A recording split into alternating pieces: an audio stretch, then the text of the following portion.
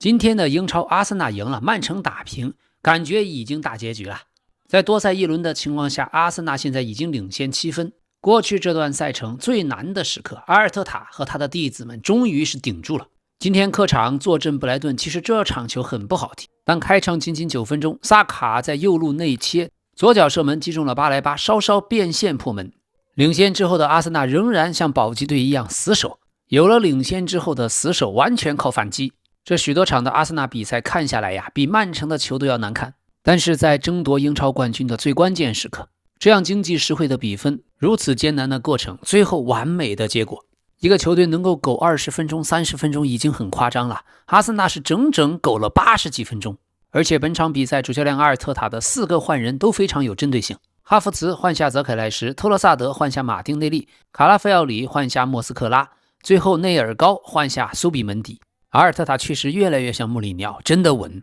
场面难看也是因为球员确实太疲劳，无论如何已经赛季末了，必须要稳住。最后狂守了90分钟，拿到3分呀，就是一切。今天比赛中，阿森纳的因卡皮耶和赖斯这2个人踢得最好，好几个危险球都靠因卡皮耶的头球解围。从左边后卫踢到右中卫，因卡皮耶的精神属性很强，预判落点争顶也很无敌。今天能够守住，他是当之无愧的全场最佳。另外大米先生赖斯就不用讲，每一场都是最佳的表现。其实体力早就已经耗光了，但一直坚持在顶。今天的几脚处理也非常有灵性，所有人都能看出来赖斯最近真的太累了，真的需要好好休息。这也包括苏比门迪，这对搭档啊是现在阿森纳中场的发动机，比赛强度非常大，他们的输出非常惊人。英超的数据显示，没有任何球员的跑动距离超过苏比门迪。这位西班牙国脚在阿森纳的首个赛季已经累计跑动超过了311公里，而赖斯的跑动距离超过了285公里。29轮过后，这2位中场球员呀，联赛出场时间都接近2400分钟，他们堪称阿森纳的马拉松选手。在赖斯之上，英超就只有9名球员的跑动距离更多，而且多数情况这俩总是成双成对出现。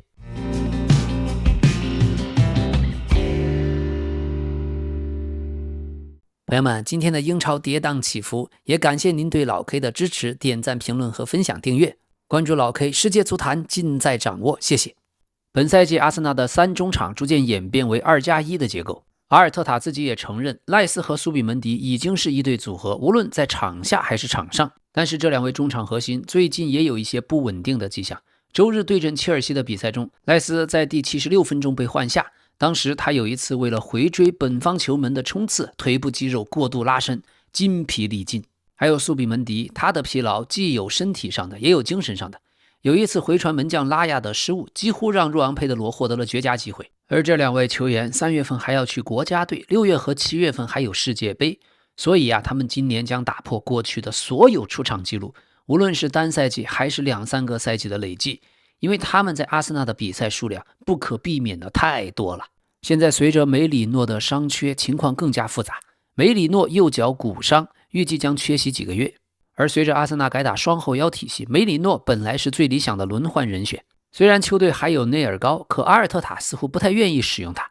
而且过去主教练一直有一个理念，球员能从持续入选、稳定的出场时间，这就解释了他为什么不愿让内尔高首发。因为球员大部分时间都处于阵容边缘，等于是在毫无热身的情况下需要他直接上场。那么本周六阿森纳将在足总杯客场对阵英甲球队曼斯菲尔德，也许这是让赖斯和苏比门迪休息的绝佳机会。本赛季至今英超的所有中场场均评分方面，曼联 B 费 7.44 分独占鳌头，阿森纳赖斯 7.32 分，在他们后面是纽卡的吉马良斯 7.2 分，埃弗顿的詹姆斯加纳 7.18 分，还有利兹联的斯塔赫 7.14 分。最近切尔西过去的名宿哈塞尔巴因克对赖斯和哈里凯恩都给出了极高的评价。他说，我认为赖斯几乎整个赛季都表现完美，做到了他所能做到的极致。再看看哈里凯恩在德国的表现，同样只能用不可思议来形容。所以在我看来，这2人无论谁获奖都实至名归。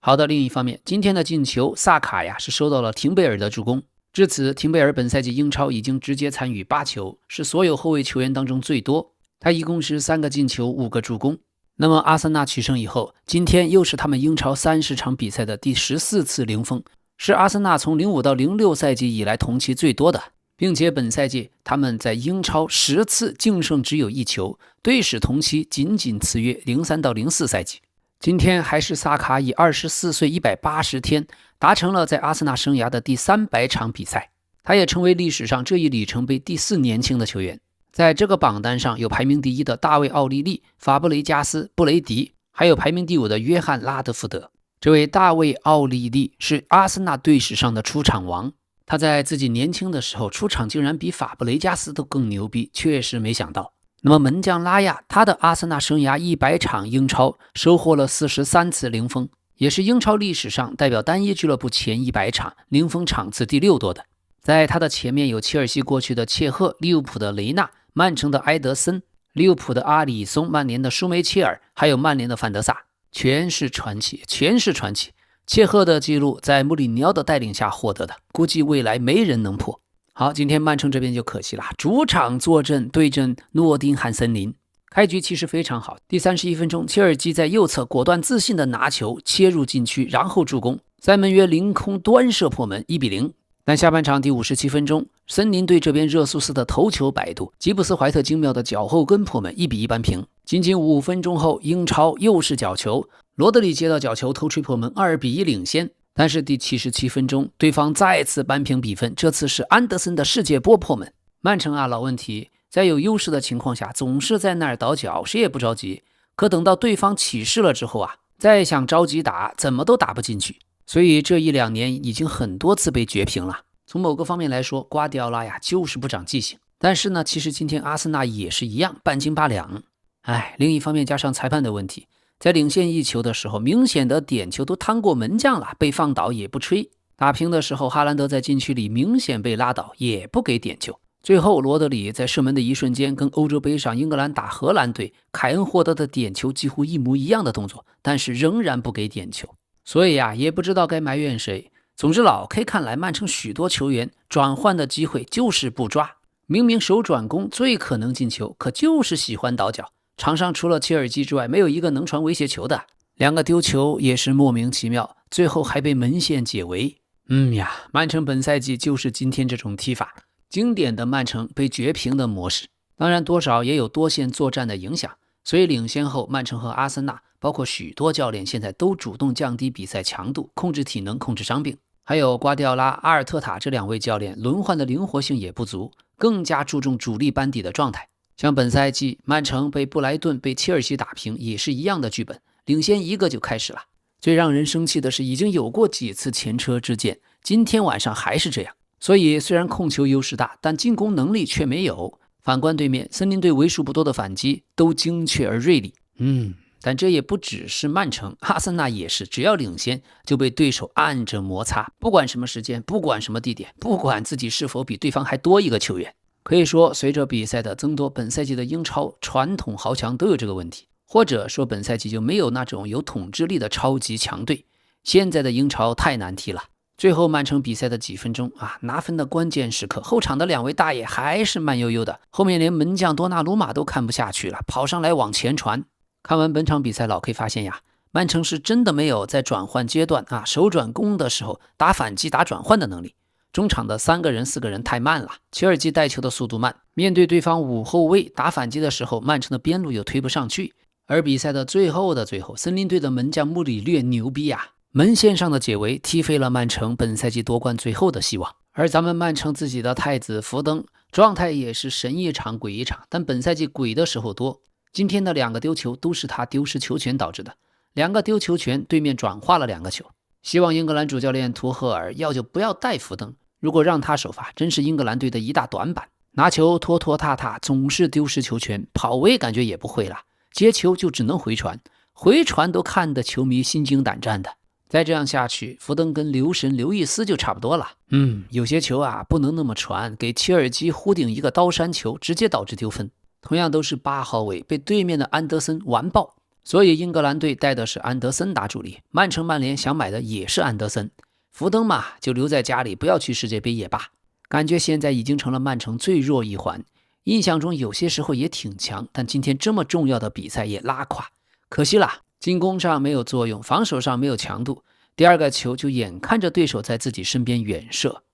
福登这孩子25岁，我觉得还是心态和情绪有问题。反观22岁的法国中场切尔基，在他身上我们发现了曼城某位故人的影子。全队只有他敢向前带球，而且切尔基的传球太像德布劳内给哈兰德的传球了。今天切尔基的下场是一个标志，自那以后进攻更加混乱，进球的希望也渺茫了。在最近德转对英超俱乐部去年夏天的重要引援进行的评级，评级最高的有5位：埃基蒂克、切尔基、苏比门迪、若昂佩德罗还有扎卡，而伊萨克、吉滕斯、德拉普和桑乔则是最差。总之，比赛打平之后，个人觉得英超联赛冠军没有希望，曼城不如索性就把所有的目光和精力都放在欧冠。从10月份以来，老 K 每一次节目谈到英超冠军的归属，总是说今年阿森纳的希望最大，而且没有什么太大悬念。那么虽然大家中立球迷想法是好的，希望英超联赛的冠军争夺悬念可以留到最后一轮，但是你我只是看客，场上的球员确实太累了。考虑到还有世界杯要踢，再看看皇马最近膝盖受伤的姆巴佩、罗德里戈，所以最后的2个月，阿森纳和曼城的球迷能够保持健康才是我们最大的希望。好，另外今天切尔西客场对阵阿斯顿维拉，这也是焦点战役，事关谁能进入欧冠区。开场仅仅2分钟，维拉队这边的贝利主攻，道格拉斯·路易斯门前一个巧射破门，1-0取得领先，本来希望极大。可是第35分钟，古斯托反越位成功，一个助攻，佩德罗在门前抢点破门，1-1扳平。上半场补时第6分钟，恩佐的一个拿球助攻，佩德罗挑射破门，反超比分。下半场又是我最喜欢的韩王回归啊！里斯詹姆斯的传中，球被门将扑出来，帕尔默的抽射破门，3-1领先。比赛第65分钟，加纳乔反越位成功，无私的助攻了佩德罗推射空门，帽子戏法，4-1比赛拿下。这场切尔西最大的收获是加纳乔拿出了久违的优质表现，虽然在场上也浪费了无数机会，但是也体现出了自己的实力和天赋，或者换句话说，也是发挥了自己的特点。因为加纳乔的天赋看上去还是有些平庸，但是今天的比赛证明加纳乔是可以用一用的。本场除了临门一脚之外，其他方面踢得都不错，关键传球6次，抢断4次，被犯规3次，均为全场最高。今天客战阿斯顿维拉，加纳乔上半场极为活跃，仅仅上半场就创造了多达5次机会，追平了自己职业生涯在英超单场比赛创造机会次数的最多纪录。慢慢的，这也算是切尔西少帅罗塞尼尔上任之后，是不是加纳乔开始找到感觉了？赛后，罗塞尼尔表扬道，加纳乔真的是一名非常非常优秀的职业球员。在我接手球队之前，他其实已经参加了大量的比赛，积累了丰富的经验。虽然在我上任之后，可能是出于某些特定的战术调整，他的出场次数有所减少，但对于今天晚上这场比赛而言，这简直是为他量身定制的舞台。他完全可以用他特有的方式去影响比赛的走势。考虑到加纳乔那种极具侵略性的进攻方式，我们坚信他能成为球队在前场的一个重要出球点和进攻威胁。对他来说，最重要的一点就是走上赛场，尽情地享受比赛。因为只有当他沉浸在足球的快乐中时，他才能发挥出自己的最高水平。没有毛病，上半场的加纳乔今天确实踢得好，太亮眼了。本场切尔西有6名球员缺阵，包括受伤的库库雷利亚、埃斯特旺、埃苏戈、吉滕斯、科尔维尔，还有停赛的内托。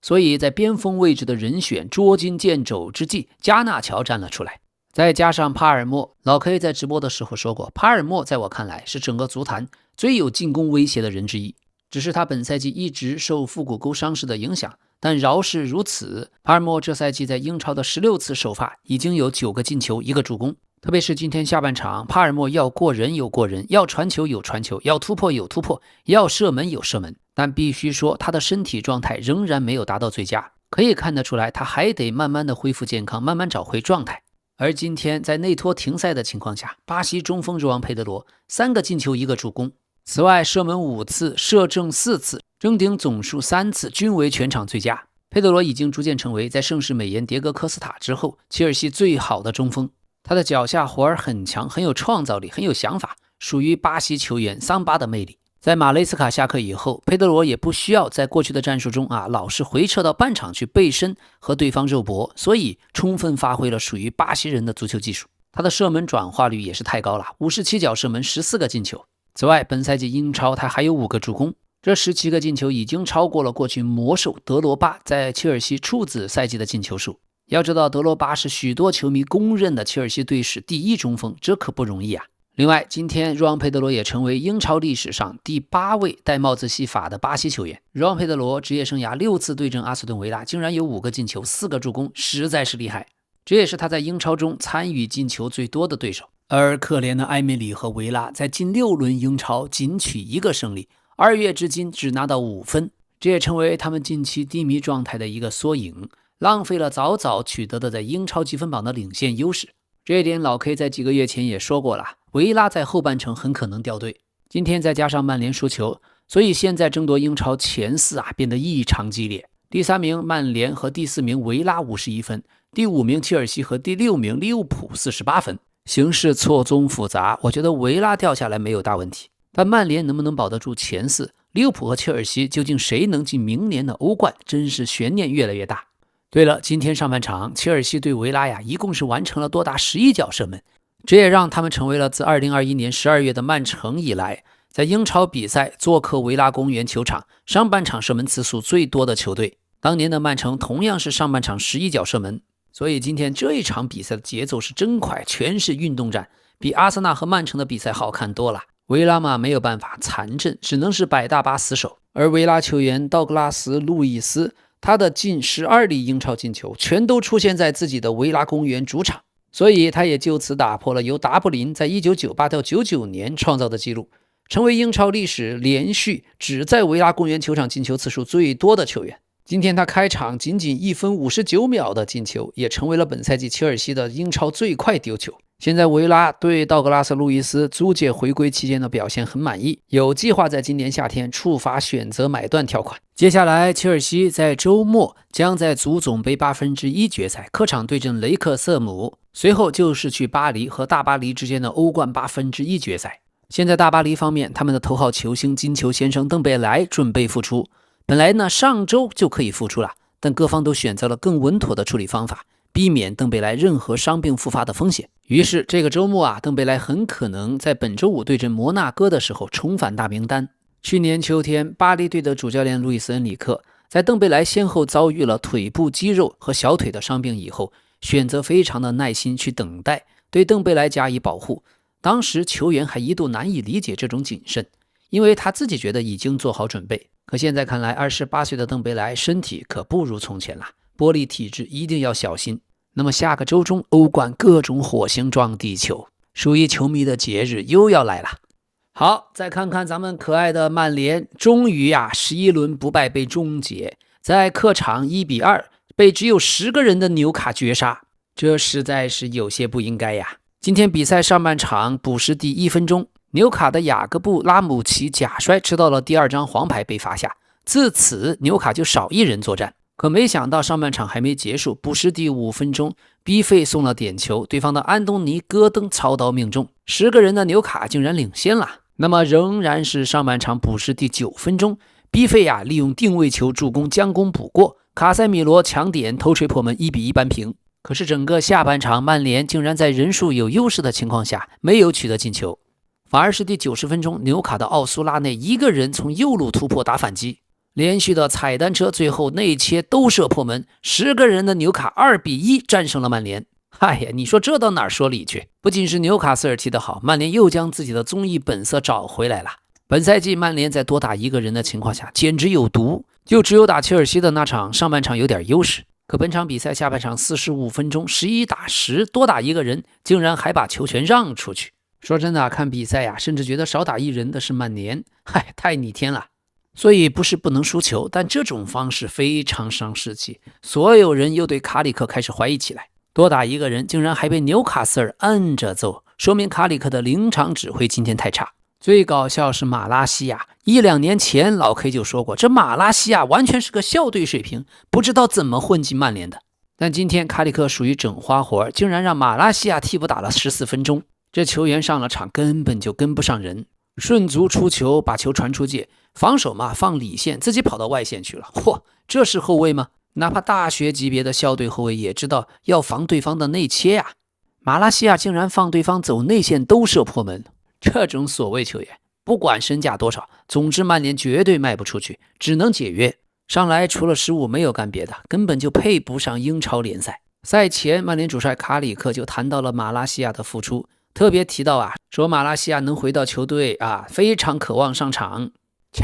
当时一看到这个新闻，老 K 心里就犯嘀咕：马拉西亚，你是没看过他踢球，还是没看过他训练呀？真的，老 K 有时候对这些所谓的足球专业教练、专业球探、专业总监完全无语。端着那个饭碗，真的做的不是人事儿。不是我自吹自擂，真的是正常脑子都能看出来，马拉西亚就一业余水平。当然也可能是重伤的原因。当时马拉西亚大伤以后，不相信曼联队内的队医，自己去找医生，结果一次手术不成功，再来一次，直接躺了1年多。就这马拉西亚本来是要转会到土耳其去的，当时媒体都报道马拉西亚即将登机前往土耳其接受体检，可是马拉西亚却接到了足球总监威尔考克斯的电话，通知他这笔转会被取消。当时马拉西亚也是难以置信，老 K 也是觉得难以置信，这都不是所谓马拉西亚属于炸弹小组的问题，而是所有的曼联球员从来没有见过这么弱的。那么行吧，既然卡里克你要玩，你要用马拉西亚，那就吞下这失利的苦果吧。但你一定要记住，有时候教练生涯真的很脆弱，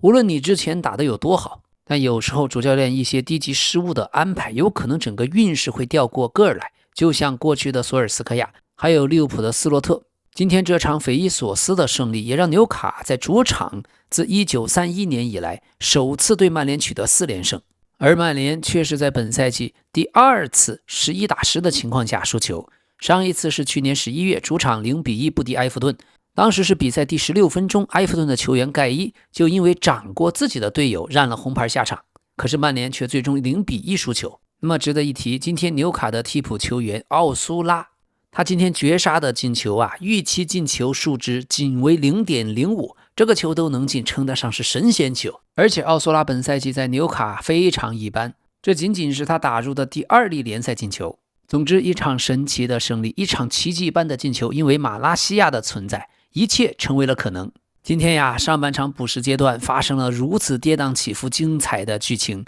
各种要素全有了。先是补时第1分钟，纽卡球员的拙劣演技，假摔被红牌罚下，可补时少打一人的纽卡反而成为先进球的一方，突破造了个点球，又主罚命中。可是上半场补时阶段仍然没有结束，红魔曼联的卡塞米罗又将比分扳平了，当时都已经是补时第9分钟。要知道场外的第4官员给出的上半场补时其实只有3分钟，当时谁也没想到这3分钟竟然发生了这么多故事，而且倍速直接放慢了3倍。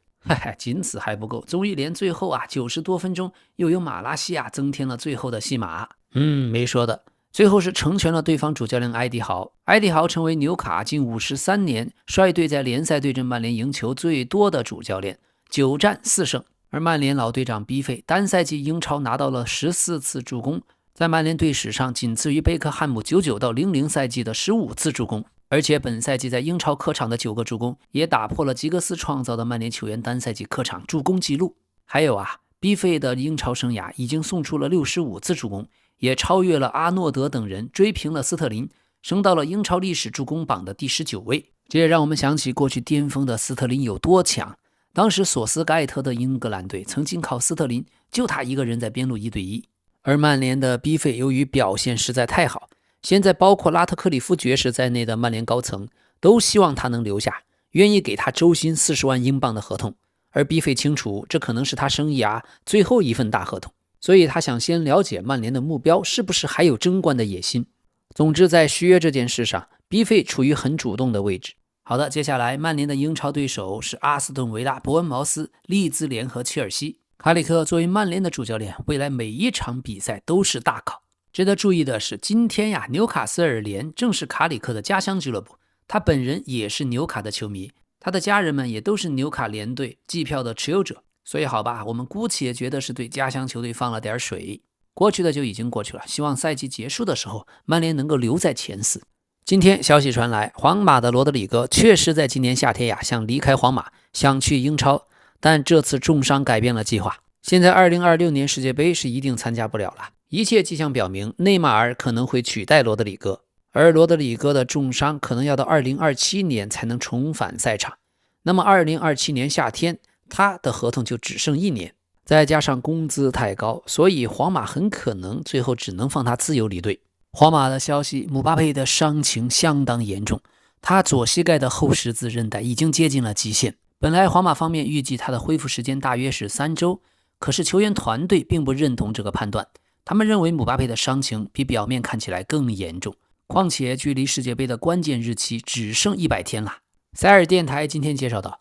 姆巴佩左膝的后十字韧带已经接近极限，我们把它称为扭伤，因为医疗报告就是这样写的。但实际上这次伤情相当严重，距离世界杯只剩100天，对于姆巴佩来说一天都不能浪费，他需要这100天时间来让身体彻底恢复好，而只要出场比赛就意味着要承担风险，姆巴佩不会去冒这种风险。那么现在姆巴佩的膝盖伤势已经出现了3个月，有时候他会感觉疼痛难忍，但有时候又感觉很正常。而几位权威的医学专家表示，如果膝关节扭伤没有好转迹象，可以考虑手术，避免病情加重造成进一步的损伤。不过这并非常规做法，大多数情况下手术是不必要的。目前姆巴佩和贝林厄姆分别在巴黎和伦敦进行伤病治疗，而卡马文加因为牙疼的问题仍然存在，所以在处理口腔感染问题。另外，罗德里戈、塞巴略斯、米利唐仍然缺席，马斯坦托诺、卡雷拉斯、赫伊森将被停赛，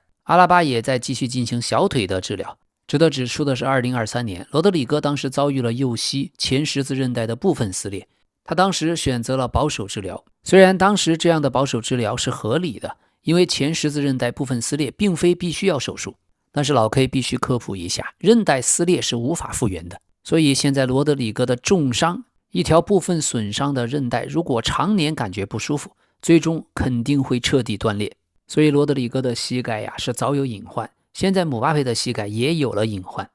最后只能祝福他们吧，希望一切安好。今天有西班牙的媒体爆出，说是皇马方面的卡瓦哈尔、赫伊森、弗兰加西亚、居莱尔、迪亚斯、马斯坦托诺，甚至姆巴佩都向身边人表达了都对阿维罗亚不满。他们要么觉得没有得到公平对待，要么觉得无法和阿维罗亚建立起和阿隆索那样的默契。而皇马的医疗团队也遭到了更多的质疑，球员的频繁重伤引发了内部的信任危机。不过皇马管理层依然认为解雇阿隆索是对的，因为球员维尼修斯又高兴了起来，这将有利于维尼修斯的续约。所以成绩不好的球队总会又爆发出内讧的新闻。不过他们的对手巴塞罗那也不好受，那边也是人员捉襟见肘，巴萨的后防只剩5人可用，可3月份还有3场联赛和2场欧冠要踢，不得不说坎塞洛来的真是及时啊。好的，感谢大家的支持、点赞、评论和分享，也感谢您的订阅，咱们明天再见。